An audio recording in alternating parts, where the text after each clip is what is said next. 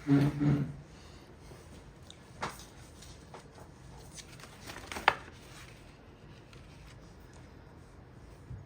सबको मेरी बहुत बहुत नमस्ते।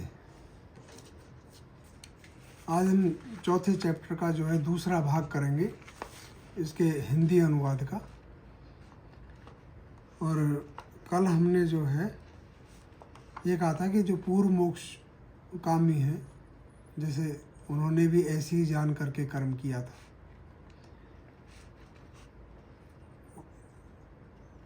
तो आज हम उससे आगे बढ़ते हैं। अब ये कर्म का है, आज हम 16 से पढ़ेंगे। क्या कर्म 4:16 किम कर्मेति कव्यापत्र मोहिता तत्ते कर्म प्रवक्ष्यामि यज्ञातं मोक्षस्य अशुभात्। कर्मणो हेपि बोधव्यम च विकर्मण्य कर्मणश्च बोधव्यम गहना कर्मणो गति। कर्मण्य कर्म ये पश्चित कर्मण्य कर्म से बुद्धिमान मनुष्येषु से युक्त है कर्ता कर्म कृत। तो 16वां जो किम कर्म से शुरू होता है, होता है क्या कर्म क्या अकर्म। यहाँ बुद्धिमान भी मोहित हो जाते हैं, भ्रमित हो जाते हैं। क्या कर्म क्या कर्म, इस विषय में यहाँ बुद्धिमान भी मोहित हो जाते हैं। मैं तेरे प्रति, तेरे लिए कर्म प्रकथन करूँगा, यानी कर्म का वह सिद्धांत कहूँगा जिसे जानकर तू अशुभ से मुक्त हो जाएगा। 17 में कहता है वो निश्चय से कर्म का तत्व भी ज्ञातव्य है। कर्म न हो यपि बोधव्यम, कर्म भी जानने योग्य है, जानना चाहिए।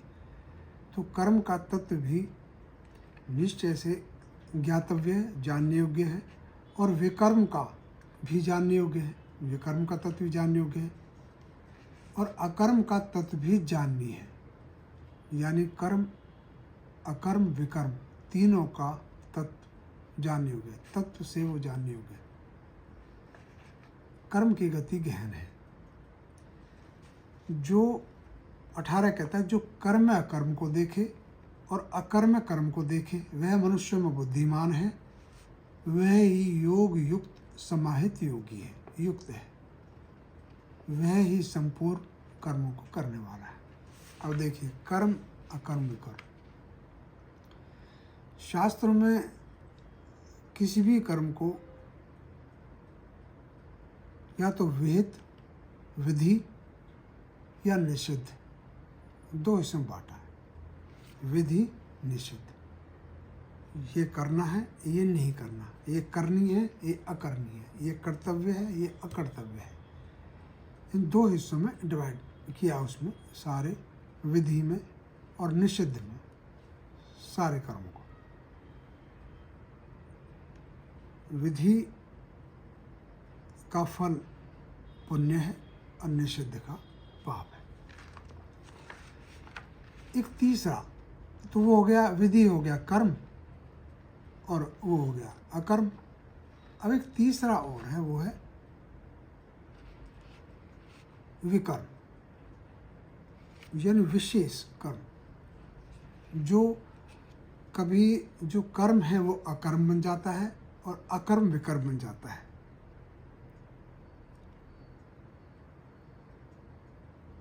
देश की रक्षा करना एक सैनिक के लिए, वो अपने शत्रु को मारेगा, हत्या है, हत्या बुरी है। लेकिन उसका ये जो अकर्म है वो विकर्म बन गया और वो करने योग्य बन गया। एक स्त्री अपनी एक औरत अपनी रक्षा, एक स्त्री अपनी रक्षा करते हुए किसी की हत्या कर देती है, वो अकर्म था, बुरा था, लेकिन वो विहित बन गया, करने योग्य बन गया। यानी अकर्म जो नहीं करने योग्य है वो करने योग्य बन गया। ये एक जो इस चीज़ को, कौन सा कर्म कब विकर्म है, कौन सा अकर्म कब विकर्म है, कब करनी है कब अकरनी है, ये जो है ये कर्मों की गति गहन है। और ये जाने के होगा, इसी को जान करके जो इसको जान लेता है वही जो है संपूर्ण कर्म करने वाला है, वही युक्त समाहित योगी है। कर्म अकर्म विकर्म, ऐसे कितने ही अवसर आते हैं, कितने ही वो होते हैं, उस समय हमें जो है ये है कि नहीं करना चाहिए, लेकिन करना पड़ता है, करना चाहिए, वो विशेष कर्म है। 19 में कहता हो, जिसके सब कर्म कामना और संकल्प से वर्जित होते हैं, ज्ञानी जन उस ज्ञानाग्नि दग्ध कर्मा को पंडित कहते हैं। यस्य सर्वे समारंभा काम संकल्प वर्जिता ज्ञानाग्नि दग्ध कर्मानम तमाहु पंडितम बुद्धा। वो ज्ञानी जन पंडित कौन है वास्तव में? ये एक यहाँ पर डेफिनेशन है पंडित की। जिसके सब कर्म सब काम कामना और संकल्प से वर्जित होते हैं। अब जो अर्जुन कहता है न कांक्षे विजयम कृष्ण, मैं विजय को नहीं चाहता हूँ, वो यही तो कह रहा कि अरे भाई ठीक है, तो तू नहीं चाहते तो और अच्छी बात है। अगर तू कामना संकल्प से अगर ऊपर है, उठा हुआ है, तो नहीं चाहता तो अपना धर्म युद्ध कर, तो और ऊंची स्थिति में है। ना चाहते हुए यदि ऐसा कर धर्म का पालन करेगा, तो ये कहता है कि जिसके सब कर्म कामना और संकल्प से वर्जित हैं, ज्ञानी जन उस ज्ञानाग्नि दग्ध कर्मा को पंडित कहते हैं। ये पंडित की डेफिनेशन है, जिसके सब काम कामना और संकल्प से वर्जित हो। ये एक विशेष स्थिति है जो तुरीय अवस्था में प्राप्त होती है, जब मन के सब संकल्प उनको नष्ट नहीं किया था, उनका प्रवाह अंदर की तरफ मुड़ जाता, अंतःकरण। ज्ञानाग्नि दग्ध कर्मा एक बड़ा सुंदर शब्द है। जिसके सब कर्म ज्ञान की अग्नि में दग्ध हैं। ज्ञान और कर्म को पृथक नहीं किया जाता, ज्ञान से कर्म और कर्म से ज्ञान। हम कर्म करते करते ज्ञान होता है, और ज्ञान है तो कर्म होता है। ज्ञानाग्नि दग्ध कर्म, जिसके सब कर्म ज्ञान की अग्नि से दग्ध किए हुए हैं। वो जानता है कि देख, जैसे ही आप किसी चीज़ का कर्तव्य, समाज में आप किसी चीज़ के कर्तव्य का पालन कीजिए, वही वो है, वही ज्ञान है, वही तत्व है। इस व्यक्ति के ज्ञानाग्नि कर्मा के, इस पंडित के कर्म के फल की आसक्ति को त्याग कर, जो इस तरह का व्यक्ति हो, तो कर्म के फल की आसक्ति को त्याग कर सदा तृप्त और आश्रय रहित रहता है। कर्म में अभिप्रवृत्त, कर्म में रमा हुआ भी, प्रवृत्त हुआ भी, वह कुछ भी नहीं करता। इस तरह का व्यक्ति जो कर्म के फल की आसक्ति को त्याग करके सदा तृप्त और आश्रय रहित रहता है, वह करता हुआ भी कुछ नहीं करता है। आशा रहित चित्त और आत्मा को 21 है। आशा रहित चित्त और आत्मा को जीतने वाला, सब परिग्रहों को त्यागने वाला, केवल शारीरिक कर्म करता हुआ पाप को प्राप्त नहीं होता है। आशा रहित, जो सब कृत्य को देख करके और किसी प्रकार की आशा नहीं था। निराशीर्यत चित्तात्मा, आगे आएगा वो, ये निराशीर्यत चित्तात्मा त्यक्त सर्व परिग्रह शारीरम केवलम कर्म कुर्वन्नाप्नोति किल विषय। शारीरम केवलम कर्म, केवल शारीरिक कर्म करता हुआ पाप को प्राप्त नहीं होता। कौन? निराशीर्यत चित्तात्मा, निराशीर, निआशी, बाहर निकला हुआ, आशीर्वाद, जो आशीर्वादों से इस तरह के किसी प्रकार की आशा नहीं करता, जो उससे बहुत ऊपर है। यत, जिसने चित्त आत्मा को जीत लिया हो। चित्त आत्मा सब परिग्रहों, सब जो बंधन मुक्त है, जैसे सब परिग्रहों, सब लोभों, सब उनका त्याग दिया है, वो शारीरिक कर्म को करता हुआ पाप को प्राप्त नहीं होता है। 22वें, अनायास जो कुछ प्राप्त हो उससे संतुष्ट रहने वाला, द्वंद्वातीत, ईर्ष्या रहित, सिद्धि और असिद्धि में संभाव पुरुष, करके भी, कर्म करता हुआ भी, करके भी बद्ध नहीं होता है। कौन सा? यद इच्छा लाभ संतुष्ट हो, अनायास स्वयमेव जो कुछ प्राप्त हो उससे संतुष्ट रहने वाला, द्वंद्वातीत, द्वंद्व, जहाँ द्वंद्व हो, ऐसा हो या ना हो, सुख दुख, आशा निराशा, सफलता असफलता, जय पराजय, ये सब द्वंद्व है। इनसे जो परे हो, द्वंद्वातीत हो, निराशीर्य चित्त आत्मा त्यक्त सर्वपरिग्रह।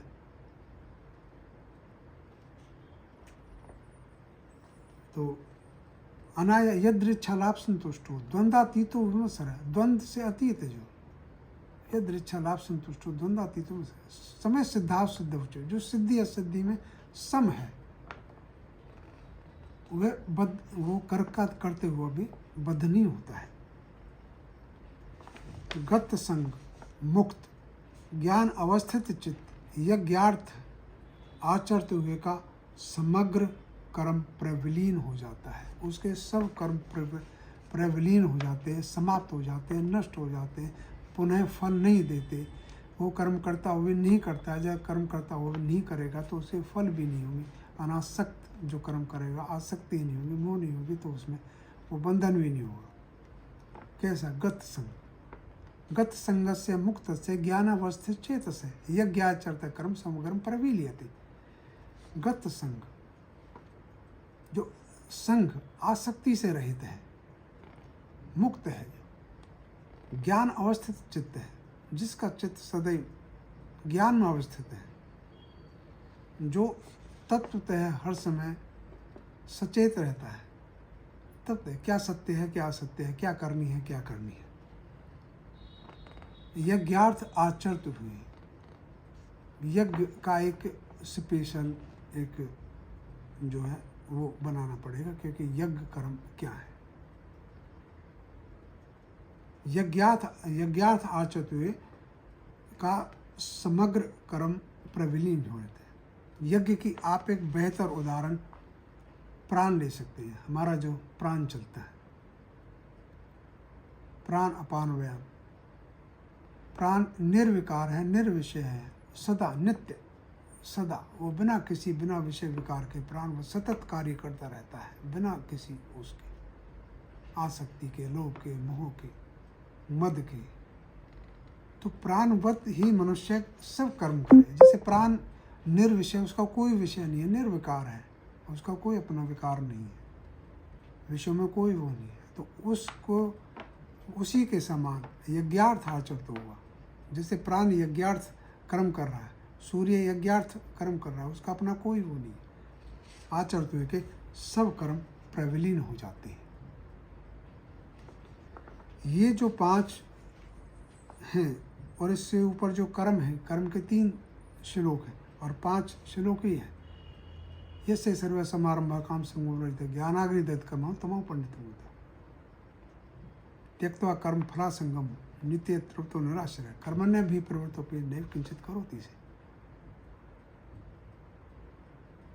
निराशीर्य चित्तात्मा त्यक्त परिग्रह शारीरम केवलम कर्म कुर्वन् किल विषय यद इच्छा लाभ संतुष्टो द्वंद्वातीतो में समय सिद्धाव सिद्ध हो जाए कर्तव्य निबद्धते कत संग से मुक्त से ज्ञानावस्थित से यज्ञाचरित कर्म समग्रम प्रविलीयते, उसके सब कर्म नष्ट हो जाते हैं। तो ये बहुत ही चौथा चैप्टर अपने आप में बहुत सुंदर है, बहुत खास तौर से विवेचना वाला है, एक एक शब्द इसका जानने योग्य अनुकरणीय है। अब आते हैं 24 में। 24 से आगे अब कुछ यज्ञों का वर्णन है। वो सब जो है कर्म से उत्पन्न है। तो इसके लिए इनका जो हम वर्णन करेंगे जब हम बोर्ड पे जो है इसका सारा वो करेंगे। फिलहाल मैं इनको पढ़ता हूँ। ये 9 श्लोक हैं इसके। ये यज्ञ से ही है। ये यज्ञ कुछ दैव यज्ञ हैं, ब्रह्म यज्ञ, 2 प्रकार के यज्ञ हैं। जैसे दैव यज्ञ और ब्रह्म यज्ञ, जो पदार्थ जैसे हम देवी देवताओं का, ये दिव्य शक्तियों का, प्राकृतिक शक्तियों का, इनका जो हम वो करते हैं वो है। और ब्रह्म परमात्मा को अर्पण करके सारे सब जो कर्म किए जाते हैं वो यज्ञ जो है ब्रह्म यज्ञ है। 24वां, परमात्मा को अर्पण किया गया कर्म ज्ञानी द्वारा, परमात्मा को अर्पण किया गया कर्म ज्ञानी द्वारा परमात्म रूप अग्नि में होमी गई सामग्री है। उसके द्वारा यानी उस ज्ञानी के द्वारा ज्ञान और कर्म की संधि से ब्रह्म परमात्मा ही प्राप्तव्य है, प्राप्त करने योग्य है। ज्ञान और कर्म की संधि से ये दोनों एक दूसरे को पूरक है, पृथक नहीं किए जा सकते। कोई देखिए, परमात्मा ब्रह्म के वेदों में बहुत सारे अर्थ हैं। ब्रह्म का सिर्फ उस परमात्मा का ही नहीं, ब्रह्म ज्ञान को भी कहा है, वेद को भी कहा है, यज्ञ को भी कहा है, आत्मा को भी कहा है, परमात्मा को भी कहा है। ब्रह्म कहते हैं परमात्मा, आत्मा, ज्ञान, कर्म, ज्ञानी, ब्रह्मांड, यज्ञ, वेद। ब्रह्म इन सब अर्थों में प्रयुक्त हुआ है, सब अर्थों में, वेद में भी, ज्ञान में भी, ज्ञानी में भी, यज्ञ में भी, ज्ञान में भी, ब्रह्मांड में भी, और आत्मा परमात्मा के रूप में। तो ब्रह्म का सिर्फ परमात्मा से अर्थ नहीं।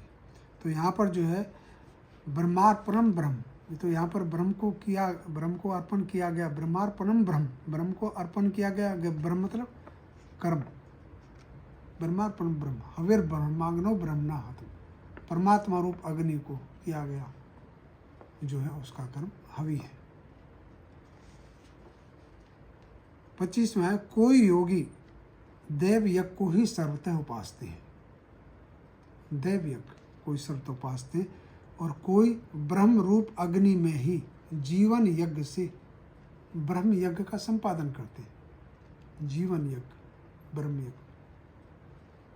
अन्य योगी, ब्रह्म यज्ञ करने वाले जो योगी हैं वो श्रोत्रादि, अपनी जो श्रोत्रादि इंद्रिय हैं इनको संयम रूपी अग्नियों में होमते हैं। और अन्य देव यज्ञ करने वाले योगी शब्द आदि विषयों को इंद्रिय रूप अग्नियों में होमते हैं। एक संयम रूप अग्नि में, एक इंद्रिय रूप अग्नि में। इंद्रिय रूप अग्नि वाले और संयम रूप अग्नि वाले एक सीधे एक ब्रह्म यज्ञ है और एक देव यज्ञ है।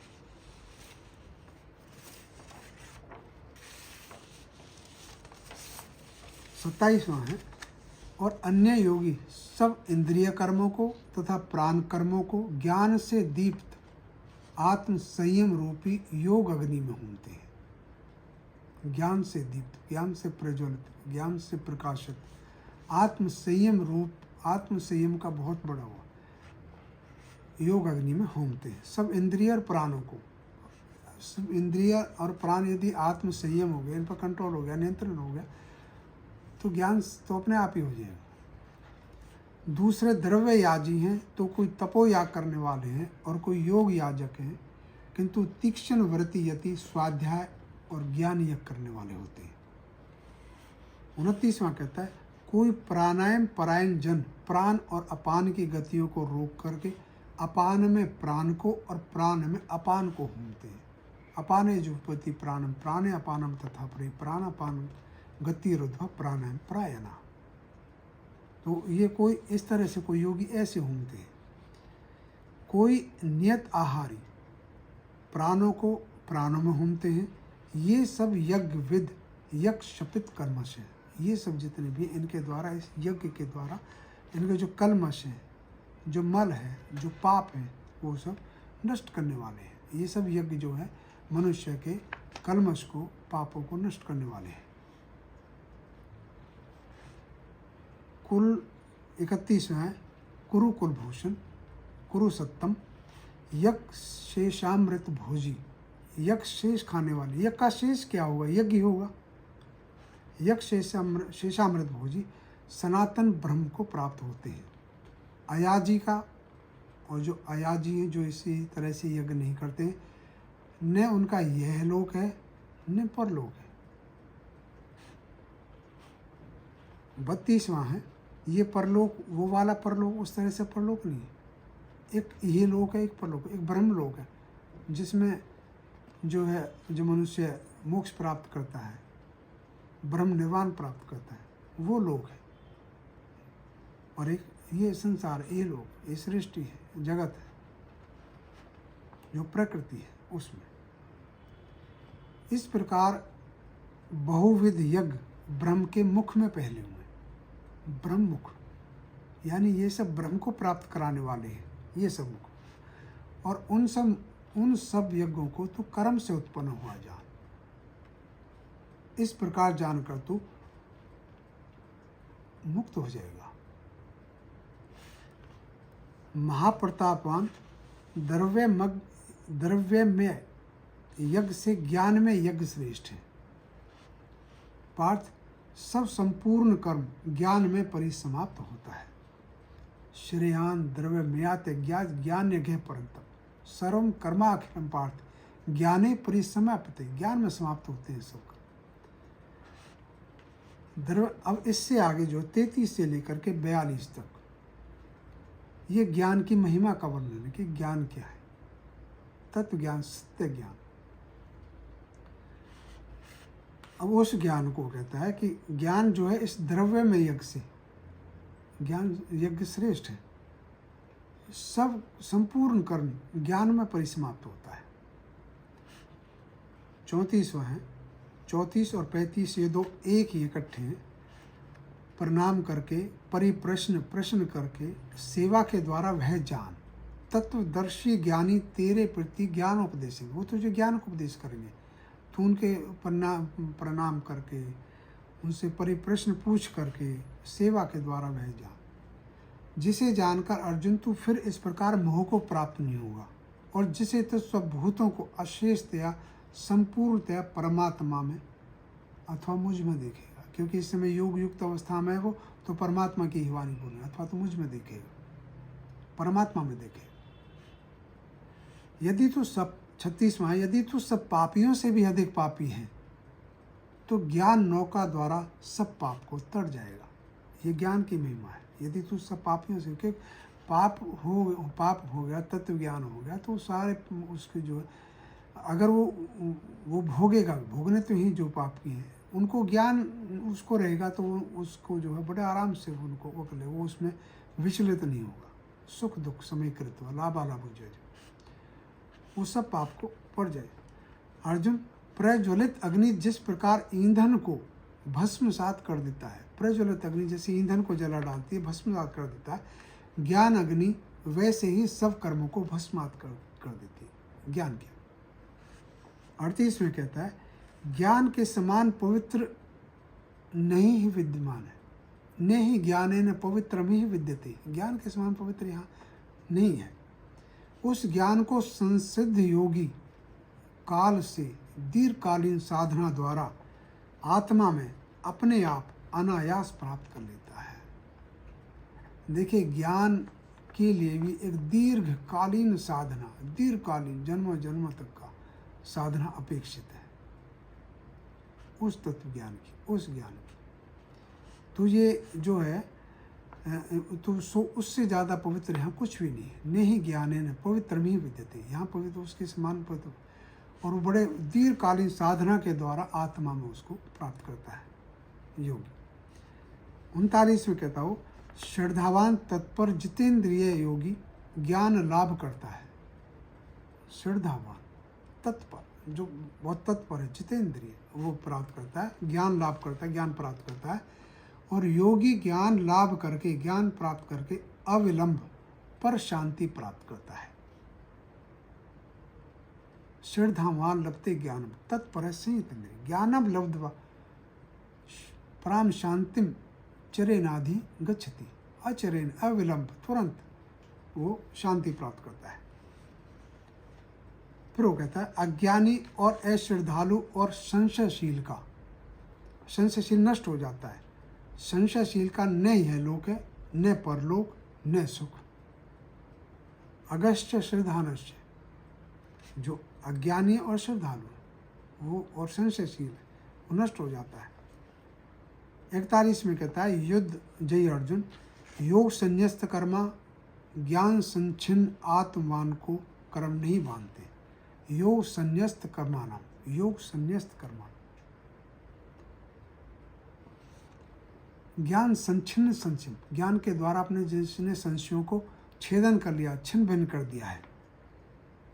योग संन्यस्त कर्मा है, संन्यस्त कर्म फलों की आसक्ति को त्याग कर का जो योग है, और जो ज्ञान के द्वारा जिसने अपने संशयों को छिन्न कर लिया है, आत्मवान को कर्म नहीं बांधते।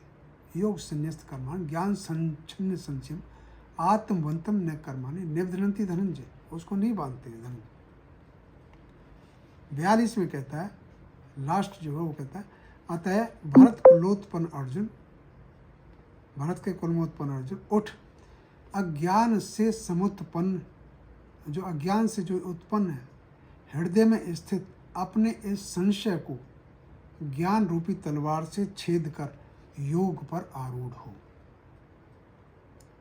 कर्म योग पर आरूढ़ हो। उसको कह रहा है तो उठ, जो तेरे मन में ये अज्ञान से उत्पन्न, जो तेरे हृदय में संशय हुआ है कि मैं करूं युद्ध ना करूं, करूं ना करूं, युद्ध करूं ना करूं, ऐसा हो जाएगा, वैसा हो जाएगा, ये हो जाएगा, वो हो जाएगा, होगा तो उठ, जो तेरे अज्ञान से उत्पन्न इस संशय को ज्ञान रूपी तलवार से छेद कर तो योग पर आरूढ़ हो, तो कर्म योग का आचरण कर।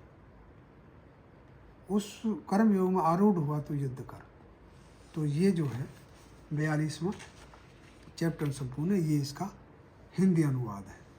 तो उम्मीद है कि आपको तो पसंद आएगा, और जो है इसी के साथ आप सबको बहुत बहुत नमस्ते।